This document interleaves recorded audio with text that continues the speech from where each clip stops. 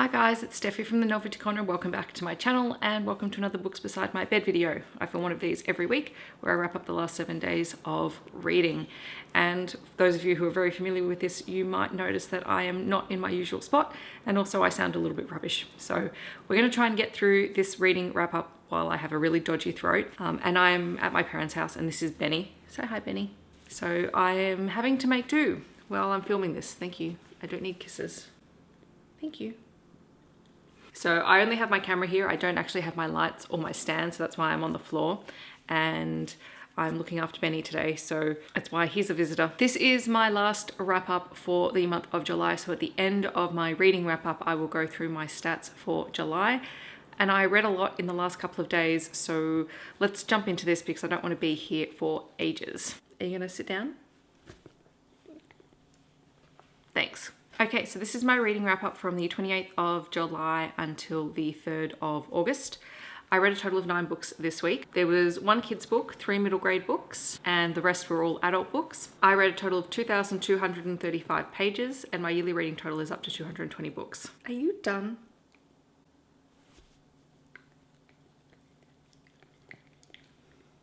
Thanks. I love you too. This week, aside from my reading, I also watched Avengers Endgame and I started watching Another Life, which is the new sci-fi show on Netflix with Katie Sackhoff. I haven't done a huge amount of TV watching recently though, so I don't really have much to comment on and I have been getting sick, so it's been interesting.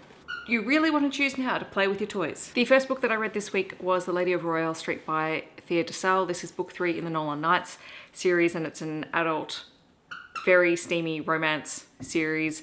This book was published in 2017 by Pocket Star and I gave this particular book in the series 3.5 out of 5 stars.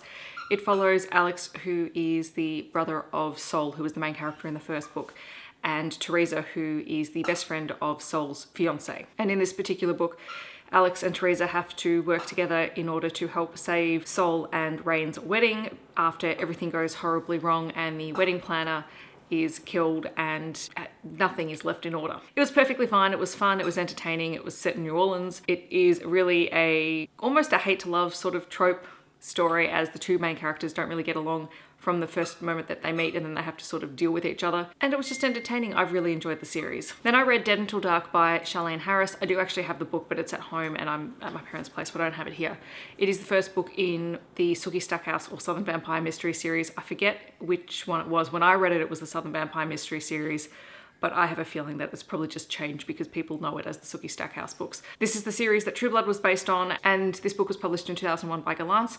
I gave it 3 stars on reread. It's fine, it's entertaining. It was one of the first adult vampire series that I read, I'm pretty sure.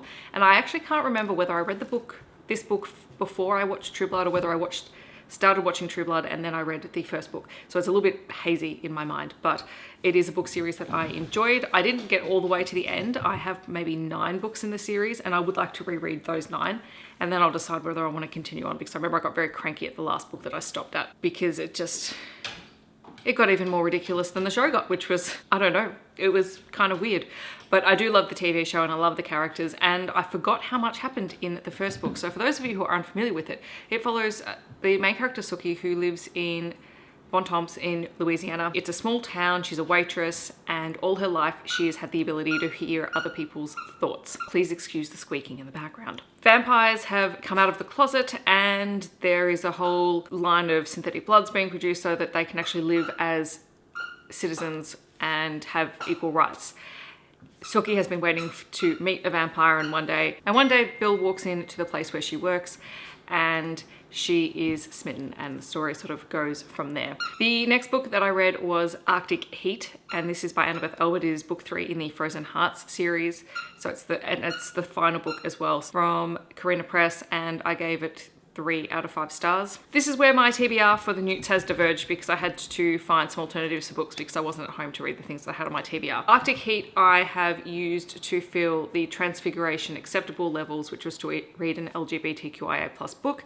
It is the story of Owen, who is a cancer survivor. After he goes into remission, he decides to start ticking things off his bucket list in order to live life to its fullest. And one of them is volunteering to assist the Alaskan Rangers over the winter. There he meets Quill, who is a ranger who we met in the second book in the series, I'm pretty sure. The two have a rocky start to their friendship and relationship because Owen is a very outgoing character. He knows exactly what he wants. He's very talkative, and Quill is very reserved and very much unsure of himself and his place in relationships. And so it's a very much a push and pull book. And to me, that felt like that just went on for way too long in the series, which is why I didn't give it more than 3. But it was still interesting. And Annabeth Albert really does like to put more time and effort into the relationships of characters, and I appreciate that. But I think I just wanted something a little bit faster this time around. It was good, and I'm glad that I've read it, and I will look forward to seeing what she comes out with next. Then I read Pan by, I think it's Gina L. Maxwell. If it's not, I will fix it up on the screen. This was a 2019 release. I think it was self-published. I couldn't find the publisher on Amazon, and I gave it 3.5 out of 5 stars. This is a Peter Pan retelling, and I read this for the Acceptable for Ancient Ruins, which was to read a book recommended by a friend. I love retellings. I really enjoy Peter Pan retellings, and this one is a very contemporary adult romance book that is basically Peter Pan. So our main character, Peter, Tinkerbell, and the Lost Boys are actually children who have been fostered out to the care of 2 questionable figures who run the Neverland School. They're supposed to be taught, but they're not. And the people that have taken them in actually use these kids to run their chop shop. Peter keeps sneaking out when he's quite young and discovers Wendy Darling and spends his nights listening to the stories that her mother tells at her window, and then the two of them meet, and it's very, very much, it follows a very clear Peter Pan retelling style up until the point where they go their own separate ways and then come together 10 years later. There are still a lot of sparks there, and they've got to sort of overcome their differences, and there's a bit of jealousy from Tinkerbell, which was quite fun, but the whole thing centers around Peter being a mechanic, and Wendy hires him in to restore a classic car in order to sell it at an auction for a hospital charity. It was a lot of fun, and I very much enjoyed it. I'm looking forward to reading the second book, which follows Hook, and I think that will be fantastic. Then I read Jane Goodall by Maria Isabel Sanchez. This was from NetGalley, and it's a review copy of the board book from the Little People Big Dreams series. So this is a very simplistic biography, and I think this one's definitely being published in the next couple of weeks by Francis Lincoln Press, and I gave it 4 out of 5 stars. It is a very, very simple biography, and it only has, you know, a handful of pages, very simple text, gorgeous illustrations that showcase Jane Goodall's life, which I thought was just wonderful. And this would make a perfect gift for any young children who you want to inspire to follow their dreams. Now we come to some of the books I actually do have on hand because I went shopping while I was staying at... Thank you. I went shopping while I was visiting my parents, so I actually had these books here. So for once I actually bought books, and I've read 3 of them already. The first one is A Wolf Called Wanda, and this is by Roseanne Parry. I just happened to see this on the shelf at Readings, and it called to me because I don't think I've ever said this before. I really love wolves. I don't know when this started, but I just have this fascination with them. So I saw this. It is a middle grade novel. It has gorgeous black and white illustrations the whole way through it. It is a 2019 release from Anderson Press, and I give it 4 out of 5 stars. It is told from the perspective of a wolf called Wanda, who is born and lives quite happily with his pack until one day his pack is attacked and he finds himself on his own. And he spends his life trying to find his family, and then when he finally realizes that he's probably not going to find his family, he tries to find a new family of his own, and it's about all the animals he meets along the way, the dangers that he faces. The whole thing is based off a true story. Apparently in the back of the book there's a little bit of information about a wolf who traveled a very long distance and then found a mate and started his own pack. And it was lovely. For something that I had never heard of, would never have thought to have picked up before, it was just lovely, and I'm looking forward to taking it in to work. And the wolf facts at the end of the book were really, really fascinating too. In the end, I decided to swap this on my NEWTs TBR for the Care of Magical Creatures Acceptable level, which was to read a book that started with A. This starts with A Wolf Called Wanda. And I read Leave Taking by Lorraine Marwood. This is a Love Oz Kids middle grade verse novel. It has been shortlisted for the CBCA Awards this year as well. And I didn't realize there was another verse novel on the CBCA shortlist until I ordered some books for the school, and they came in and I was flicking through it, and when I had to go buy that for myself because my kids are loving the verse novels. It is the greatest thing ever to see them so interested in them. This is a 2018 release from the University of Queensland Press, and I gave it 4 out of 5 stars. It is the story of Toby, who lives on a farm with his mother and father. They are getting ready to leave their farm that's been their home for their whole life after the death of Toby's sister. She had cancer and she passed away, and the family have decided that they want to move somewhere a little bit smaller, a little bit different, in order to be able to move on with their lives. And Toby is struggling with this, and so he spends the last few days of their time on the farm camping out at different locations, having his leave-taking moment. And the whole thing is just beautiful as Toby tries to understand what's going on, finds out a little bit of history about the farm that he didn't know before from his grandfather, and it was just gorgeous and heartbreaking and hopeful, and that was the most important thing. I also read Bush and Beyond, Stories from Country by, I think it's Jalamu Mia, Jessica Lister, Jalen Tucker, and Cheryl Kickett Tucker. There's a few people. It's an anthology of 4 short stories for middle grade readers. All of these authors are Indigenous authors. This is a 2018 release from Fremantle Press, and I gave this one 4 out of 5 stars. It was really, really fun and easy to read. All the 4 stories in this collection focus on children with their grandparents exploring what it means to come from country. It was just a really, really lovely read. I ended up swapping this out on my N.E.W.T.s TBR for Herbology Acceptable Levels to read a book with a green cover. I'm still hoping to read Underdog, which was what was originally on my TBR, but for the moment I'm going to go with this one. See, we can be flexible with TBRs. You do know there's a camera there, right? Say hello, Benny.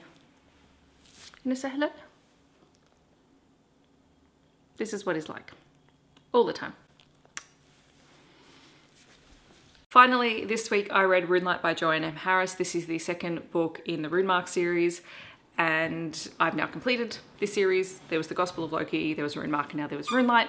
This is a 2017 release from Gallant, and I gave it 3.5 out of 5 stars. It is a fantasy book, and depending on what you think, it could be YA, it could be adult. It is definitely Norse mythology retellings set in a fantasy-ish world. I read this for the N.E.W.T.s TBR Charms Acceptable Levels to read a book with a beautiful cover. I absolutely love these covers. You are determined to make as much noise as possible during this video, aren't you?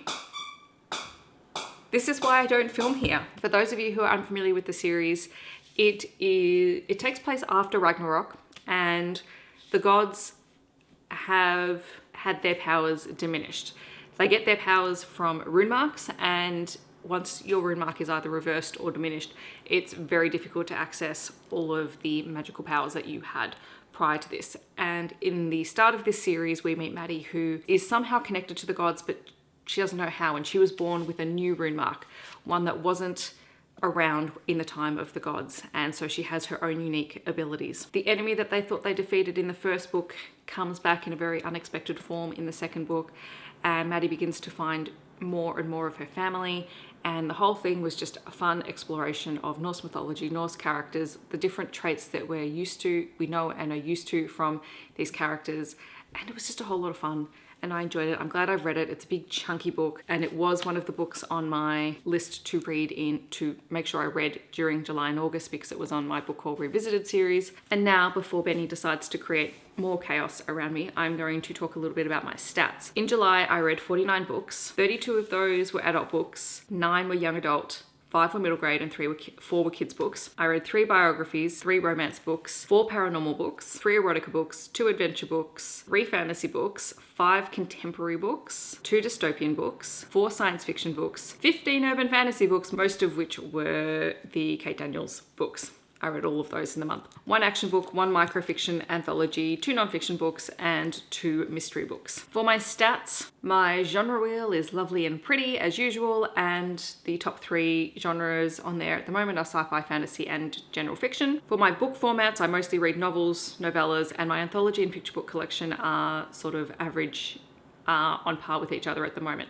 That would be different if I included all of the picture books that I read at work, but I only include the ones that I read for review, so just keep that in mind. Books that I've read by the year that they were published, obviously my highest collection is 2018, because I'm reading through a whole lot of books that I picked up last year but didn't get a chance to read. 2019 and 2017 are relatively similar, because again, I do have those books that I just never got to, or books that are coming in now because they're being released this year. I love my publisher wheel. My publisher wheel is my little colourful bundle of joy.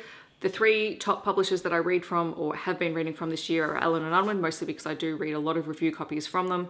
Galant's because I read a lot of urban fantasy and paranormal romance, and that tends to be their wheelhouse. And also I read a lot of things on my Kindle that are either self-published or haven't been published in the traditional way. I did get a question about having a look at how many books I read per month and whether there was a correlation between the school holidays and what I read, and that is definitely true. So far this year, July has been my biggest reading month. I've read a lot of books this month, then closely followed by April and January, which all coincide with school holidays here in Australia. Just for fun this month, I've included the pages by month, and this month I have read possibly a little bit over 12,000 pages. I mostly read female authors. I mostly read female protagonist characters, but I also noticed that I've been reading a lot more male characters. There's been a lot more male characters recently, or ensemble casts, so that's been good. As for the authorship age range of the books, I am 50% adult and 50% everything else, which makes me happy because I definitely wanted to up my adult reading intake this year. So those are my reading stats for July, and those are some of the books that I read this week. In the comments below, let me know if you have read any of these books or if you are planning on reading them in the future. I hope that you are having a wonderful day no matter where you are in the world, and I will catch you guys in my next video. Thanks for watching, guys. Bye. Say bye-bye.